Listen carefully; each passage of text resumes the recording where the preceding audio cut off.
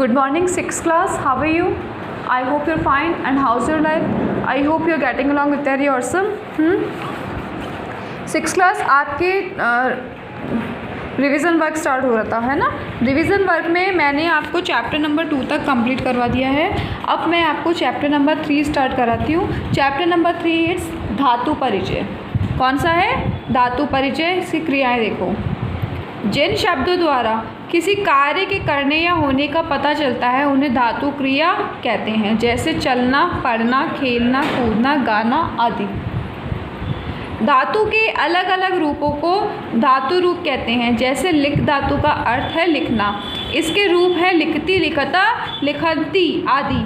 क्या बोलते हैं इसने? जिन शब्दों द्वारा किसी कार्य के करने या होने का पता चलता है उन्हें धातु क्रिया कहते हैं। बच्चों, जिस कार्य के द्वारा कह रहे हैं ना, जिसके द्वारा किसी कार्य के होने का पता चल रहा है उसे धातु मतलब क्रिया कहते हैं। क्या कहते हैं अपन उसे? क्रिया कहते हैं। अब ये बोल रहे हैं कि भाई जैसे चलना, पढ़ना, खेलना, कूदना, गाना आदि।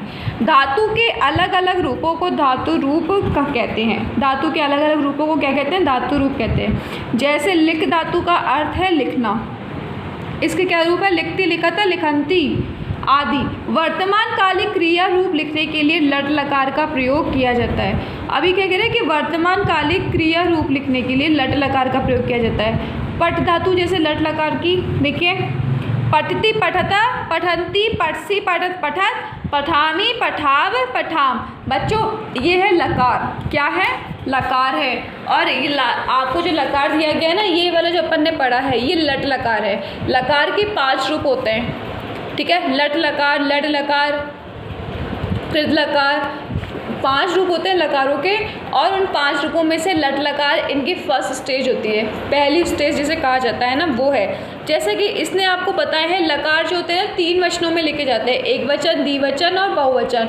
और 3 पुरुषों में लिखे जाते हैं, प्रथम पुरुष, मध्यम पुरुष और उत्तम पुरुष। प्रथम पुरुष, मध्यम पुरुष और उत्तम पुरुष। इस बात का ध्यान रखना है 6th क्लास कि लकार हमेशा 3 पुरुषों में, प्रथम पुरुष, मध्यम पुरुष और उत्तम पुरुष के अंदर, ठीक है। और 3 वचनों में। 3 वचन कौन से? एक वचन, द्विवचन और बहुवचन। सबको ध्यान देना है इस बात पे, ठीक है। एक वचन, द्विवचन और बहुवचन, ठीक है। आगे देखो, धातुएं 2 प्रकार की होती है, परिवर्तनीय और अपरिवर्तनीय, ठीक है। आगे तो और अपन बाद में पढ़ेंगे परिवर्तनीय और अपरिवर्तनीय धातु का। आज का मैं आपको वर्क बताती हूँ कि आपको क्या करके लाना है, ठीक है। धातु की परिभाषा लिखनी है आपको पहले।